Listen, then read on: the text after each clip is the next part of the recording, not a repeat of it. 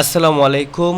অষ্টম শ্রেণীর শিক্ষার্থীদেরকে আজকের জীবন ও জীবিকা ক্লাসে স্বাগতম জানাচ্ছি। আমি রানা স্যার, রানাস টিচিং হোমের পক্ষ থেকে তোমাদের বার্ষিক পরীক্ষার জন্য জীবন ও জীবিকার সংক্ষিপ্ত প্রশ্ন উত্তর, যেগুলোর মান 2 করে, সেরকম প্রশ্ন এই চ্যাপ্টার থেকে অভিজ্ঞতা 1 থেকে আমরা আজকে আলোচনা করব। শিক্ষার্থীরা যারা যারা রানাস টিচিং হোমে প্রথম এসেছো, অবশ্যই চ্যানেলটিকে সাবস্ক্রাইব করে পাশে থাকা বেল আইকনটি বাজিয়ে দাও। সো আমরা সরাসরি সংক্ষিপ্ত প্রশ্নোত্তরে চলে যাই, যেগুলোর মান 2। প্রথম প্রশ্নটা তোমরা দেখতে পাচ্ছ, পারিবারিক খরচ কমানোর কয়েকটি উপায় উল্লেখ করো। দেখো, পারিবারিক খরচ কমানোর কয়েকটি উপায় হলো: 1 নাম্বার, নিজের পোশাক দোকানে না পাঠিয়ে নিজে ইস্ত্রি করা; গৃহকর্মী না রেখে পারিবারিক বিভিন্ন কাজ নিজে করা; অল্প দূরত্বের রাস্তা রিকশায় না গিয়ে হেঁটে যাওয়া; অপ্রয়োজনীয় জিনিস কেনা বন্ধ করা। এই যে চারটি এক্সাম্পল কিন্তু আমরা দিতে পারি। শিক্ষার্থীরা এরপর আমরা চলে যাব 2 নম্বর প্রশ্নে। 2 নম্বর প্রশ্ন বলছে, ফায়ার ড্রিল বা অগ্নি মহড়ার উদ্দেশ্য কী? খুবই গুরুত্বপূর্ণ একটি প্রশ্ন 2 মার্কসের জন্য। অগ্নিকাণ্ড বা যে কোনো জরুরি অবস্থায় নিরাপদে কিভাবে বের হয়ে আসা যায়, এই সম্পর্কে যে প্রশিক্ষণ দেওয়া হয় তাকেই অগ্নি মহড়া বা ফায়ার ড্রিল বলা হয়। অগ্নি ও অগ্নি দুর্ঘটনা থেকে বাসা বাড়ি প্রতিষ্ঠান নিজেদের সর্বোচ্চ নিরাপত্তা বিধান করা এবং সর্বত্র একটি নিরাপদ পরিবেশ বজায় রাখার জন্যই এই আয়োজন করা হয়। অগ্নি দুর্ঘটনা কিংবা যে কোনো জরুরি অবস্থা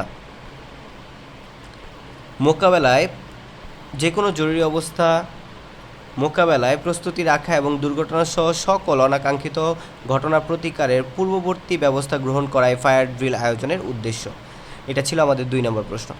এবার আমরা চলে যাব 3 নম্বর প্রশ্নে। এখানে বলা আছে যে পারিবারিক কাজ বলতে কী বুঝো? খুবই ইজি একটা প্রশ্ন। দেখো, নিজেদের কাজ ছাড়াও পরিবারের অনেক কাজ রয়েছে, যেই কাজগুলো নিয়মিত করা অথবা করার ক্ষেত্রে সামর্থ্য অনুযায়ী করা উচিত। তাহলেই পরিবারের বয়ে আনবে অনেক সুখ ও শান্তি। সুন্দরভাবে বেঁচে থাকার জন্য সবসময় পরিবারের সদস্যদের উপর নির্ভরশীল না হয়ে পরিবারের অনেক কাজ নিজেদের শিখে রাখতে হয়, যার ফলে পরিবারের কেউ অসুস্থ হলে বা বাইরে গেলে পরিবারের বাকি সদস্যদের কোনো সমস্যার সম্মুখীন হয় না। পারিবারিক কাজ বলতে এই জিনিসগুলো বোঝায়, যে কাজগুলো পরিবারের সদস্যরা মিলে করে। আর্থিক কাজ বলতে কী বোঝো? এটা খুবই গুরুত্বপূর্ণ। দেখো, যে কাজের মাধ্যমে অর্থ উপার্জন করা যায় তাকে আর্থিক কাজ, যেমন চাকরি, কৃষিকাজ, হাঁস মুরগি পালন ইত্যাদি। কিছু আর্থিক কাজ নিয়মিত অর্থ উপার্জন করা যায়, যেমন সরকারি বা বেসরকারি প্রতিষ্ঠানে চাকরি, এক্ষেত্রে মাসিক বেতনের পরিমাণ নির্দিষ্ট থাকে। আবার কিছু আর্থিক কাজে উপার্জন অর্থের কম বেশি হতে পারে, যেমন কৃষিকাজের মাধ্যমে ব্যবসায়ের মাধ্যমে অর্থ উপার্জন। ক্ষুদে উদ্যোক্তাকে যিনি, দেখো আমরা 5 নম্বর প্রশ্নটা পেলাম, ক্ষুদে উদ্যোক্তাকে যিনি ব্যবসায়ের উদ্যোগ গ্রহণ করেন তিনিই ক্ষুদে উদ্যোক্তা। আর এই উদ্যোগে যদি কোনো শিক্ষার্থী অংশগ্রহণ করে তাকে ক্ষুদে উদ্যোক্তা বলে।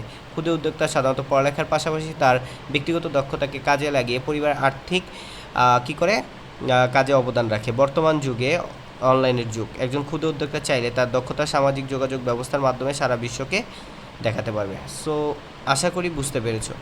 অগ্নি মহড়া বা ফায়ার ড্রিল বলতে কী বুঝো, এটা অলরেডি আমরা পড়েছি। তারপরে খেয়াল করো, আমরা দেখব দ্রুত পচনশীল দ্রব্য কী কী। দ্রুত পচনশীল দ্রব্য শাকসবজি, মরিচ, লেবু, কমলা, আঙুর, আম ইত্যাদি।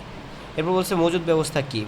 দ্রব্যাদির মজুদ ব্যবস্থা হলো কাঁচামাল এবং প্রস্তুত পণ্যসমূহ তৈরি, সংরক্ষণ এবং তা থেকে মুনাফা অর্জনের একটি নিয়মানুগ প্রক্রিয়া।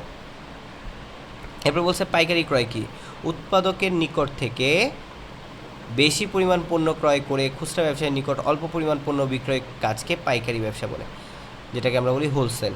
পারিবারিক বাজেট কি? পরিবারের আয়ের উৎস। খেয়াল করো, পরিবারের আয়ের উৎস এবং চাহিদার ভিত্তিতে ব্যয়ের খাত নির্ধারণ করে যে পূর্ব পরিকল্পনা করা হয় তার প্রকাশ বা উপস্থাপনই হলো পারিবারিক বাজেট।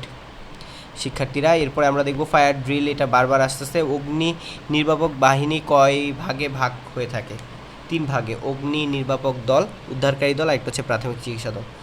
মজুদ খতিয়ান ব্যবহারের সুবিধা, আমাদের লাস্ট প্রশ্ন, মজুদ খতিয়ান ব্যবহারের সুবিধা।